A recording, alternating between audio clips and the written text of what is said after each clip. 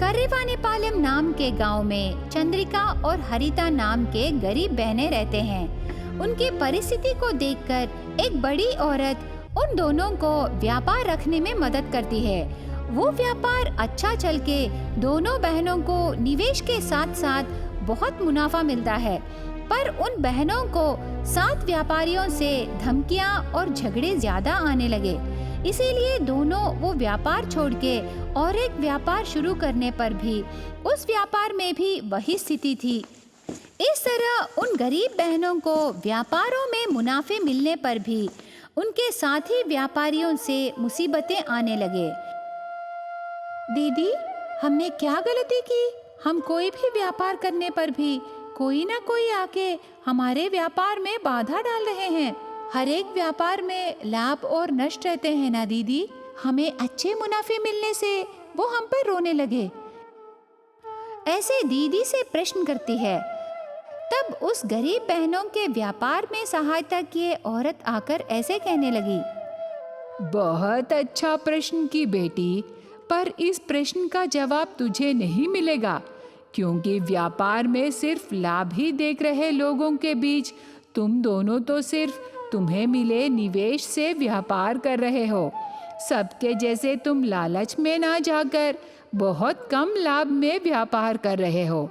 तुम्हारे पास दूसरे व्यापारियों से कम दाम में मिलने पर तुम्हारे पास कस्टमर्स ज़्यादा आने लगे, पर दूसरे व्यापारियों को उनके व्यापार को आप दोनों खींच रहे हो करके सोच रहे हैं ना, इसीलिए वो सभी तुम्हारे व्यापार को बंद कर रहे हैं। क्या तुझे समझ में आ रहा है? ऐसे वो औरत कहती है। तब दीदी चंद्रिका ने, हाँ मौसी, हमें ज्यादा लालच नहीं है, इसीलिए हमारी मेहनत को कस्टमर्स जानकर कम दाम में हम बेचने पर सभी व्यापारी हमारे ऊपर आ रहे हैं। अभी तक हमें धमका के 5 व्यापारी बंद करवाए। परसों वस्त्र संघ वाले हमें 3 महीनों तक छोटे छोटे व्यापार करने को बोले। हम क्या गलती किए मौसी? वो सभी क्यों हमारे पेट पर मारने को देख रहे हैं? हमें तो कुछ समझ में नहीं आ रहा मौसी। ऐसे चंद्रिका बहुत उदास से पूछने पर वो औरत ने, देखो बेटे, वो सब छोड़ दे। हमें बुजुर्ग बोले कि भाग्यशाली को कोई भी खराब नहीं कर सकते और बदनसीब को कोई भी ठीक नहीं कर सकते करके। तुम दोनों पर भगवान की कृपा है। तुम जो भी करोगे लक्ष्मी माता का कटाक्ष रहेगा। मेरी बात मानो और उनकी इच्छा के अनुसार कोई ना कोई छोटा मोटा व्यापार करके उसमें भी तुम्हारी किस्मत खिलने से तब उनको समझ में आएगा। बेकार में ज्यादा सोचकर तुम्हारे दिमाग को खराब मत करो। ऐसे उन बहनों को हिम्मत की बातें बोलकर चली जाती है। मौसी ने ठीक कहा बहन, हमारे मन में बुरे विचार नहीं है ना, तो भगवान हमें अन्याय क्यों करेंगे? हम कोई छोटा सा व्यापार शुरू करते हैं बहन। ऐसे दीदी कहने पर बहन ने, वो ठीक है दीदी, पर अभी हमारे पास बहुत कम पैसे हैं। इस स्थिति में हम कौन सा व्यापार करें? देखो बहन, कल रिपब्लिक डे है ना, अगर हम किसी भी स्कूल के पास झंडे बेचने से हमें कोई नहीं रोकेंगे और निवेश भी कम पड़ेगा। ऐसे चंद्रिका कहती है। उसके बाद होलसेल मार्केट को जाकर तरह तरह साइजेस में झंडे लाकर एक जगह बेचना शुरू करते हैं। भारतवासियों को 26 जनवरी को देशभक्ति उभर के आती है ना, तब आने जाने वाले लोग दोनों बहनों के पास मिले झंडे खरीदने लगते हैं। शाम होने तक रोड पर बहुत ट्रैफिक बढ़ जाती है। ठीक उसी समय सिग्नल के पास दोनों बहनें रिपब्लिक झंडे बेचने पर किसी एक का झंडा नीचे गिर जाता है। उसे देखकर चंद्रिका ने, बहन उधर देखो, हमारा देश का झंडा कोई नीचे गिरा दिए। उसके बाजू से सब जाने लगे पर कोई नहीं उठा रहे। ऐसे कह के उस ट्रैफिक में नीचे गिरे झंडे को निकालने के लिए बहुत रिस्क करके जाकर झंडे को निकालकर बाजू रख के सैल्यूट करती है चंद्रिका। ये हादसा पूरा फोन में शूट करके सोशल मीडिया में पोस्ट करने पर चंद्रिका के काम से सब लोग खुश होकर उस पोस्ट को वायरल कर देते हैं। तब डिस्ट्रिक्ट कलेक्टर अगले दिन वहां आकर चंद्रिका से ऐसे कहने लगा, आज पूरा देश हमारे झंडे को उड़ाएगी, पर कल हमारा झंडा नीचे गिरने पर तुमने बहुत रिस्क किया। मैं पूरा सोशल मीडिया में देखा। आज तुम्हें हमारे कलेक्ट्रेट में झंडा लहराना है। ऐसे कह के सम्मान से दोनों बहनों को कलेक्ट्रेट ऑफिस ले जाकर चंद्रिका के हाथों से देश के झंडे को लहराते हैं कलेक्टर। कांतापुर गांव में चंद्रिका और हरिता नाम के दो बहनें रहते थे। वो बहुत गरीब थे। उनके माता पिता मर जाने से पहले उन्हें दिए एक छोटा सा घर में रह के एक गाय को पालकर उस गाय का दूध बेचकर गरीबी में जिंदगी काटने लगे।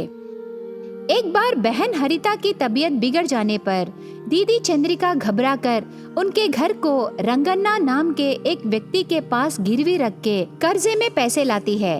उस कर्जे को बहुत दिनों तक नहीं चुका सकी और वो व्यक्ति रंगन्ना घर आके ऐसे कहने लगा, क्यों बच्चियां, घर गिरवी रख के कर्जा लिए कम से कम इंटरेस्ट भी नहीं दे रहे हो? बेचारे लड़कियां हो और मेहनत करके दिन काट रहे हो सोचकर मैंने तुम्हारे अवसर पर पैसे दिया, लेकिन अभी तक 1 रुपए भी वापस नहीं किए। ऐसे गुस्सा करने से चंद्रिका ऐसे जवाब देने लगी, ऐसी बात नहीं है रंगन्ना जी।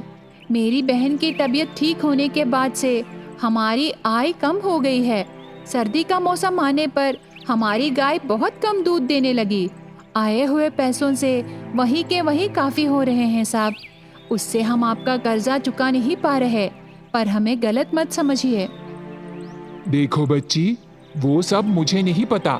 उधार देने वाला चाहे कोई भी हो, अपना मन घर पर ही छोड़कर पैसे वसूल करने आता है। तुम कितनी भी दर्द भरी कहानियां सुनाने पर भी कोई लाभ नहीं है। मैं आखिरी बार कह रहा हूँ, सुन लो। जल्द से जल्द मेरे उधार को जमा कर दो, वरना तुम गिरवी रखे घर को स्वाधीन कर लूंगा। उसके बाद तुम्हारी मर्जी। ऐसे वार्निंग देके चला जाता है। तब बहन हरिता दीदी से ऐसे कहने लगी, दीदी, ये सब मेरी वजह से ही है ना। मेरी तबीयत बिगड़ने पर तू कर्जे में पैसे लाई। ऐसे कर्जा लेने पर ही आज तू इतनी बातें सुन रही हो। ऐसे उदास होने पर दीदी चंद्रिका ने, ऐसे मत बोल हरिता, मैं तेरे लिए और तू मेरे लिए हैं। सिर्फ हम दोनों ही बचे हैं। हमें एक दूसरे का देखभाल करना चाहिए बहन।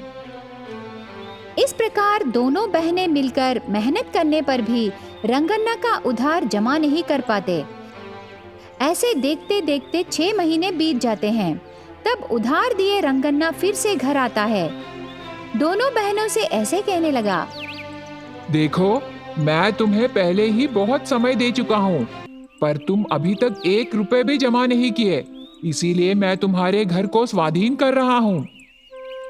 तब चंद्रिका ने, रंगन्ना जी, एकदम से हमारे घर को स्वाधीन कर लेने से हम कहाँ रहेंगे जी? हाँ साहब, अभी तो बहुत ठंड पड़ रही है। ऐसे समय में हम कहाँ जा सकते हैं? दया करके हमें थोड़ा टाइम दीजिए साहब। हम किसी भी हालत में आपका उधार चुका देंगे। ऐसे बहुत मनाने पर भी रंगन्ना दोनों बहनों की बातें नहीं सुनता और उनके घर को ताला लगा के चले जाने पर दोनों बहनें रोड पर आ जाते हैं। उस दिन शाम को धीरे धीरे ठंड शुरू होती है। तब उनके गाय को लेकर उस घर के सामने ही खड़े रहते हैं दोनों बहनें। पर आधी रात बीतने के बाद ठंड बहुत बढ़ती है। तब बहन हरिता को एक आइडिया आता है, दीदी, आज एक दिन इतनी ठंड पड़ रही है, मतलब हमारा उधार चुकने तक हमारा क्या होगा दीदी? इसीलिए मुझे एक आइडिया आया है। आइडिया क्या है वो बहन? और कुछ नहीं दीदी, हर रोज हमारी गाय गोबर दे रही है ना, वो गोबर गर्म रहता है। उस गोबर में हम घास मिलाकर हम एक घर बनाएंगे दीदी।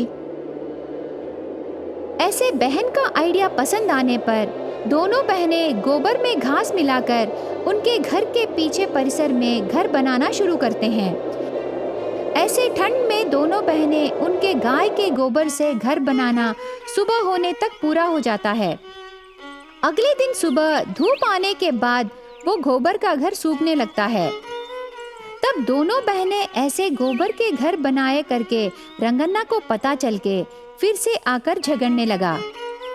तब चंद्रिका ऐसे जवाब देने लगी, देखिए रंगन्ना जी, मैं सिर्फ आपके पास मेरे घर को ही गिरवी रखी, हमारी पूरी जमीन नहीं रखी। हमारे घर को आप ताला डाल के चले गए। अभी हम हमारी जमीन में गोबर के घर बनाए, उससे आपको कोई लेना देना नहीं है। हम अपने पैसे वापस जमा करने के बाद ही हमें हमारा घर वापस कीजिए। ऐसे डट के चंद्रिका कहने पर रंगन्ना चुपचाप चला जाता है। इस प्रकार ठंड के मौसम में दोनों बहनें चंद्रिका और हरिता मिलके बनाए गोबर का घर उन्हें थोड़े दिन छाया देकर ठंड से बचाती है।